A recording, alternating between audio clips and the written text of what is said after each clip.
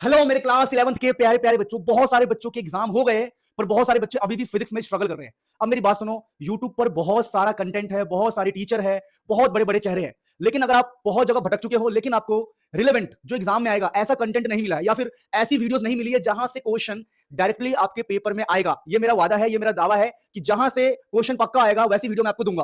तो अगर आप ऐसी वीडियोस की तलाश में हो, ऐसे लेक्चर्स की तलाश में हो जहां से पेपर में सेम टू सेम या सिमिलर क्वेश्चन आपको देखने को मिल जाएगा, बस इसी के लिए मैंने वीडियो बनाया है।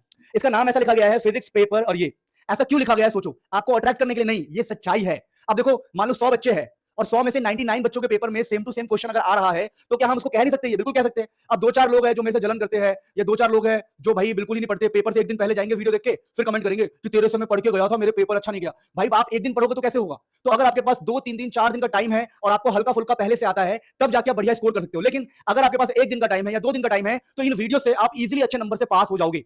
तो हमेशा पॉजिटिव साइड रहिए, नेगेटिव साइड को इग्नोर कीजिए, क्योंकि ऐसा तो हो नहीं सकता कि किसी ने अगर पढ़ा है और उसके पेपर में आएगा ही नहीं। भाई पूरा एनसीईआरटी पढ़ा दिया, सारे इंपॉर्टेंट क्वेश्चन करा दिए, पूरी थ्योरी पढ़ा दी, सारी डेरिवेशन करा दी, फिर पेपर में कैसे नहीं आएगा? तो दोस्तों फटाफट आपको बता दें कि आपको कौन सा कंटेंट फॉलो करना है जिससे आप बहुत बढ़िया नंबर से पास हो जाओगे अगर फेल होने के कगार पर हो, और बहुत बढ़िया नंबर से टॉप मारोगे अगर आपको थोड़ा बहुत पहले से आता है तो सबसे पहले हम बात करते हैं कि हमारे पास क्या क्या बातें हैं। हमारे पास दो तरह के जनरली बच्चे होते हैं, दो तरह के बच्चे होते हैं। एक जो जीरो पर होता है, बिल्कुल जीरो, एक बच्चा जो बिल्कुल जीरो पर खड़ा है, और एक बच्चा जिसको हल्का फुल्का थियरी डेरिवेशन हल्का फुल्का उसको आता है। तो जो बच्चा जीरो पर खड़ा है उसको क्या करना चाहिए? अगर उसके पास टाइम है तो सबसे पहले सारी थ्योरी करना चाहिए। थ्योरी के अंदर उसको सारी थ्योरी, सारे कॉन्सेप्ट और सारे डेरिवेशन करना चाहिए। मैं बताऊंगा कहां से पढ़ना है। उसके बाद उसको बस प्रीवियस ईयर क्वेश्चन सॉल्व करना चाहिए, क्योंकि उसके पास टाइम बहुत कम है। अगर किसी बुक से सॉल्व करने जाएगा या किसी चीज से सॉल्व करने जाएगा तो इतना टाइम नहीं है कि वो बढ़िया कर सके। तो उसको previous year question and most important question करने चाहिए बस।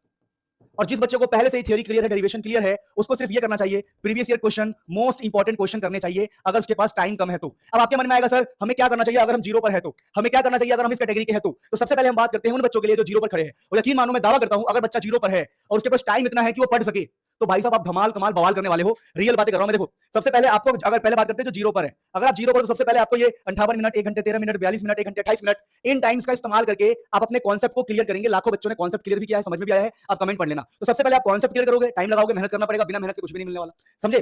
दूसरा क्या, जब कॉन्सेप्ट आप क्लियर कर लोगे तब आपको आना ही स्प्लिट्स के अंदर, जहां पर आपको मोस्ट इंपॉर्टेंट न्यूमेरिकल मिल जाएंगे, पीवाईक्यू मिल जाएगा, सब कुछ मिल जाएगा। यहाँ पर मोशन, प्लेन, वेलेंस, जितने भी चैप्टर है सबके आपको इंपॉर्टेंट क्वेश्चन या फिर इंपॉर्टेंट न्यूमेरिकल्स मिल जाएंगे बहुत ही इजीली। और यकीन मानो मैं दावा करता हूं, चलो तो जीरो वाले बच्चे की बात करी हमने। अगर कोई बच्चा पहले से थ्योरी और डेरिवेशन ये सब जानता है तो उसको क्या करना चाहिए? उसको करना चाहिए ये चीज, इसीलिए उसको इंपॉर्टेंट क्वेश्चन पे जंप करना चाहिए। यानी कि अगर थ्योरी नहीं आती तो पहले आप थ्योरी कवर करेंगे, और थ्योरी अगर आती है तो फिर आप इंपॉर्टेंट क्वेश्चन की तरफ बढ़ोगे, और यकीन मानो सच में आपका पेपर पूरा आउट है।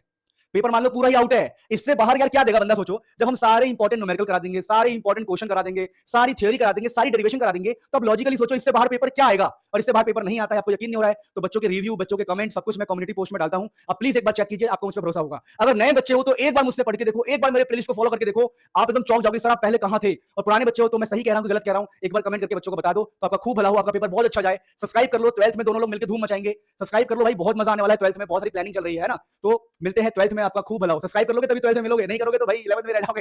ठीक है, तो सब्सक्राइब कर लो, मिलते हैं नेक्स्ट में।